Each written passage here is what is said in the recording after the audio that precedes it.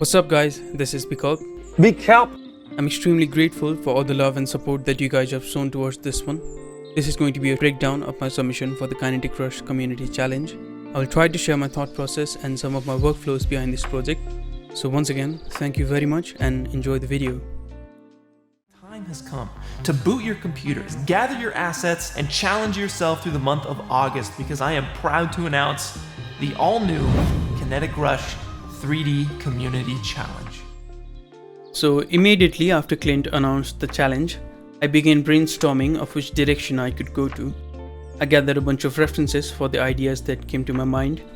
I had a total of 4 ideas that I gathered references for, but I ended up going for none of these initial ideas. This decision was solely based on the main character animation. I wanted to do something different than the provided templates.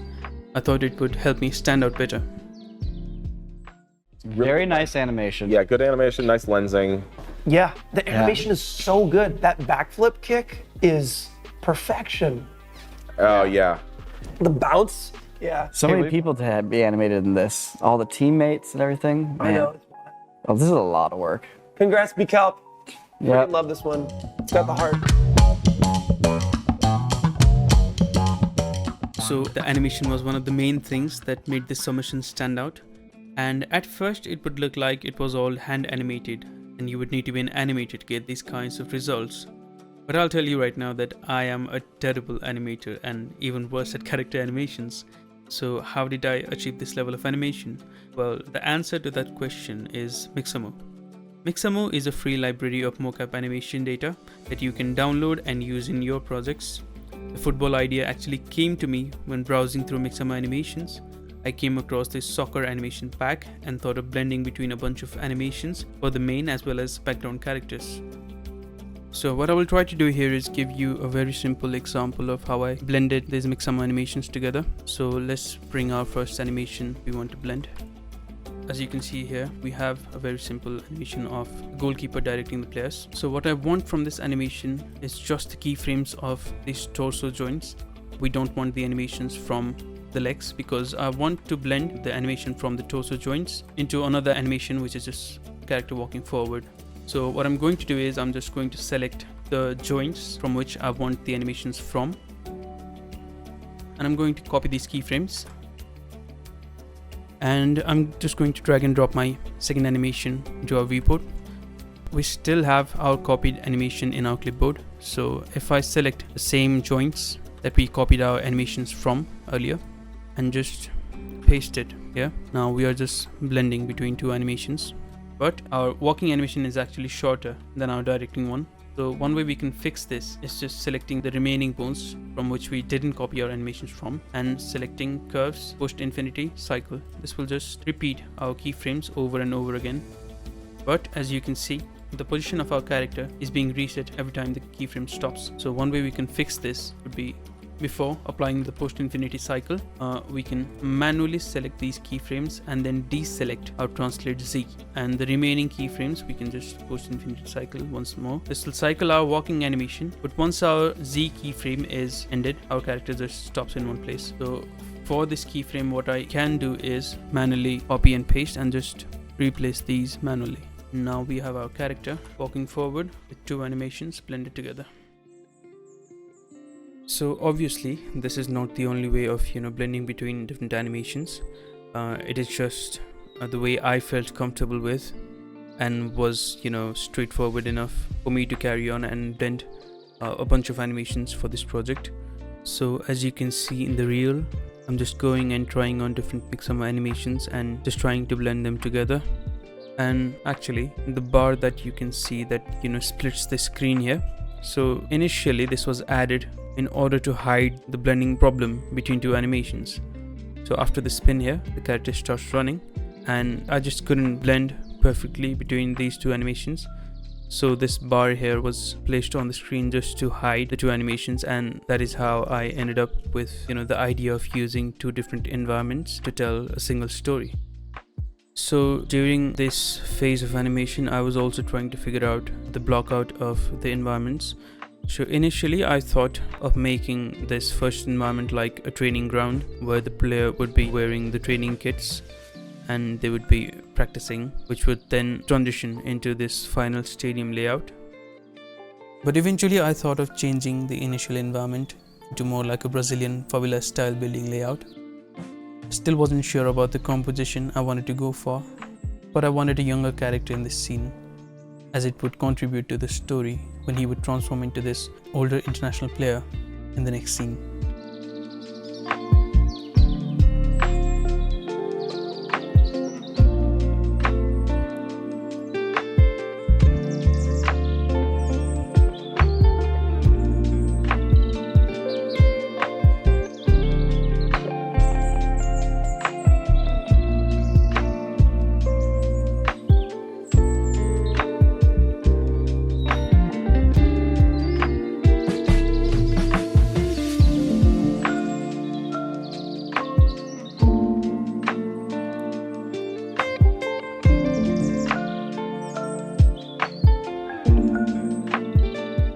So these were the final 3 animations, which were finalized and blended together into our final main character animation.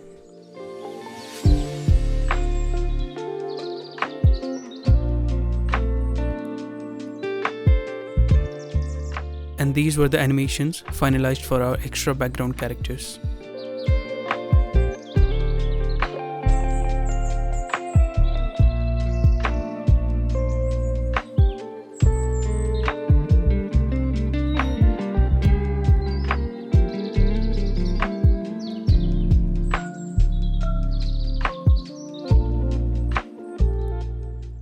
So for the characters, I used a software called DAZ Studio. I reused some of my old assets in order to create the younger as well as the older character.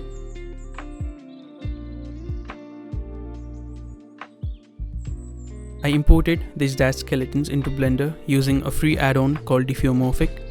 I will leave a link to this add-on in the description of this video. After importing the DAZ skeleton, I also imported my final character animation and resized the DAZ skeleton to fit that of my main character animation.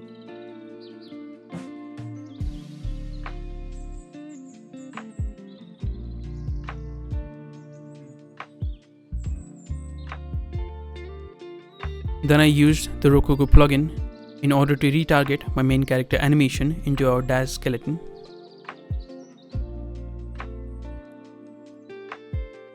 So after the retargeting was done, I offset the animation by 50 frames and applied the rest pose at the first frame, so that I would get a smooth transition between the rest pose and my animation, which would later be useful when simulating clothes in Marvelous Designer.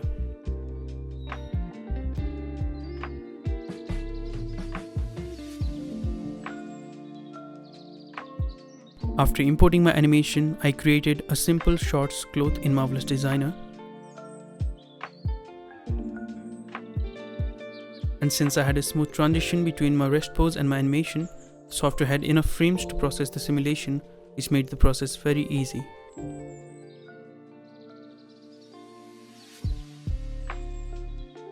Now for the school bag simulation and the t-shirt simulation, which was hanging from the bag, I had to go one step further. In order to make the clothes stick to our characters, I used an option called Track on Avatar, which would pin our clothes onto our character so that it wouldn't fly off while simulating.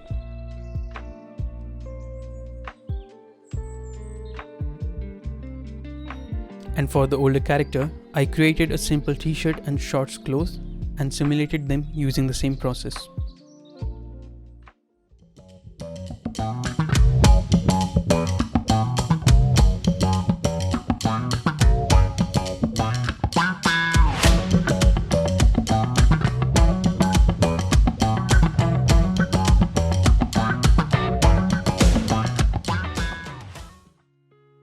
After our character animation and cloth simulation was done, it was time to work on texturing and shading our characters.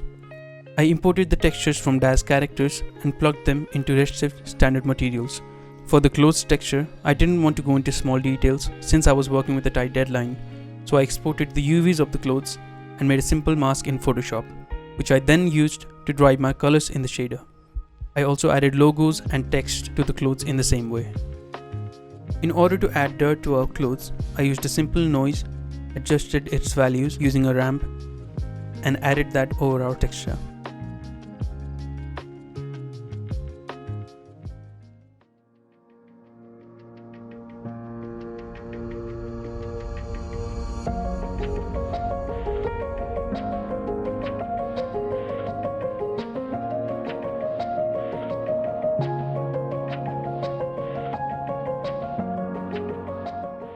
So for the environment, I first wrote down some important features that I wanted this scene to resemble. I gathered many references for children playing street football. Then I created this quick image in Photoshop to get a general feel for the environment. The idea of featuring a stadium in the background actually came to me during this process. The overall composition for the environment and the position of the stadium was actually inspired by this piece created for the alternate reality challenge by Clint himself. Since Cargo by Kitbash were one of the sponsors for the challenge, I fully wanted to utilize the assets they were giving away. So I used assets from various kits, including Favelas, Construction Zone, and Sports Arena from the Los Angeles kit. Cargo provides shader setup for Redshift, so I simply had to import them into Maya and everything would be set up on the fly.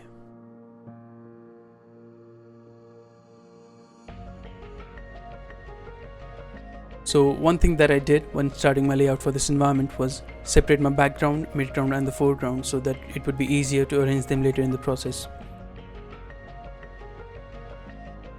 I exported the Kitbash assets with Redshift proxy and brought them in my main layout file. Redshift proxy allowed me to use bounding box for the assets or display only certain percentage of the mesh, which helped me optimize my scene in the viewport. So as you can see from the screenshot here, I'm already working on the composition of the shot. In this version, I experimented with the composition and made it even tighter by adding more buildings from the kit. I didn't feel like it was working, so I again came back to this wider composition for the building layout. So it didn't narrow down on this stadium part but rather made this wider U shape. I thought this composition led the eye of the viewer to the stadium perfectly. For the foreground assets, some of these assets I downloaded from Sketchfab and some I got from Quixel's Megascans. So in the next one I changed the direction of the key light. I placed the key light on the right side of the scene and added some extra Mixamo characters in the background and worked on some set dressing as well. After that I wanted to work on the mood of the scene a little bit. I wanted to go for this really low angle sunrise kind of a vibe. I thought it would, complement the story as the main character is really young and kind of at the start of his journey. Now, during the layout process, you don't want to focus on lighting of the scene. That would only cause more distractions. So when you are confident about the layout and feel like the composition is working, then you can slowly focus on the lighting of the scene. Because lighting is such an essential part of building the mood that it can make or break your shot. You can see here how much difference lighting alone makes in this scene. After the lighting process was almost done, I began working on the dust simulations. Now for this one, firstly what I did was I separated the base of my football so that it could be used as an emitter inside Embergen. In Embergen, I selected my separated mesh as my mask in the import node, which I then connected to the emitter shape in the scene. I also added both the ball and the character as the collider so that the dust would interact with the objects in the scene.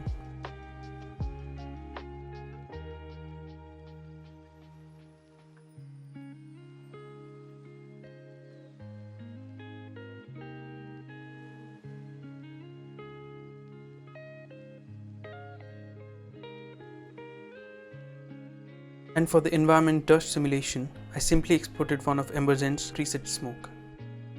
You can see how much difference the volume makes in changing the values of the scene. It separates our character from the background and makes the silhouette of the character clear. So after everything was finalized, I separated my render layers and then rendered each one separately.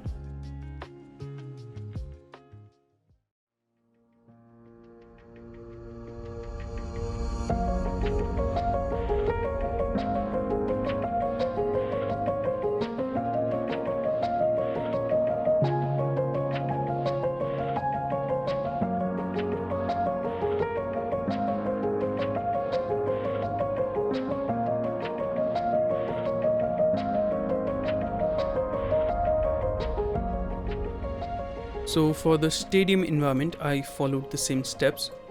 Here I was mainly looking for references on how a stadium crowd is lit. As the distance from the football pitch increases, the light goes dim with a gradual fall off, so I wanted to replicate this in my scene. I had many people commenting if the main character here was Neymar. So yeah, my main reference for this character was actually Neymar, and the fact that many people caught that detail was really amazing to see.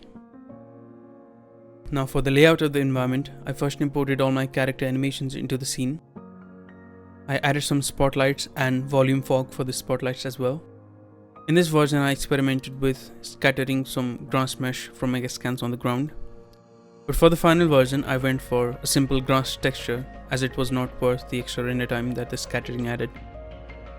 Then I added some blue accent lights and worked on coloring of the stadium and added the textures to the characters as well. So in this one, I added some running background characters. These were just a running Mixamo character animation. I just changed the color of their shirt and placed them around the scene. So next up, I was working on some stadium crowd.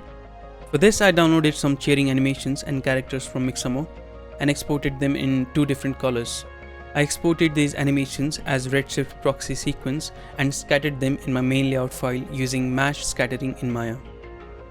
So after I scattered the crowd in Maya, I ran into a problem, and I think many artists would relate to this problem. So after putting so much detail in the background, I wanted to show every bit of it. So I put, giant lights in the background. So what this did is it blended our, main characters and the crowd together. It messed up our values, and now there is no clear definition of where to look. So just because you put so much detail in every corner of the scene doesn't mean that you have to show every corner of the scene. Your job as an artist is to lead the viewer to the main story element, which in our case is the main character. That is why I dimmed the lights that was hitting the crowd and increased the brightness of the foreground.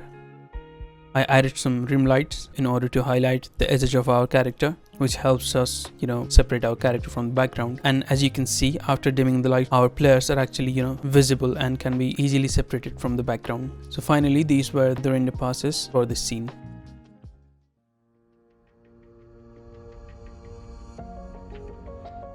Now during the compositing process, I replaced the sky and added these buildings to the background of the shot.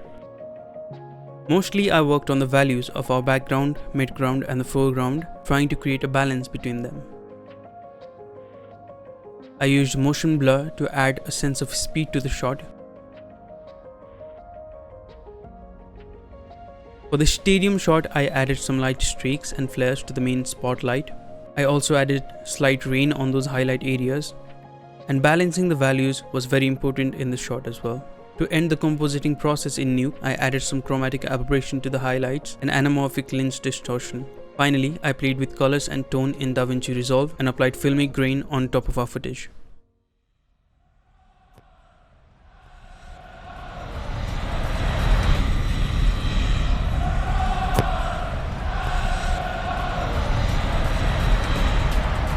Good cross. Oh, what an effort and what a goal!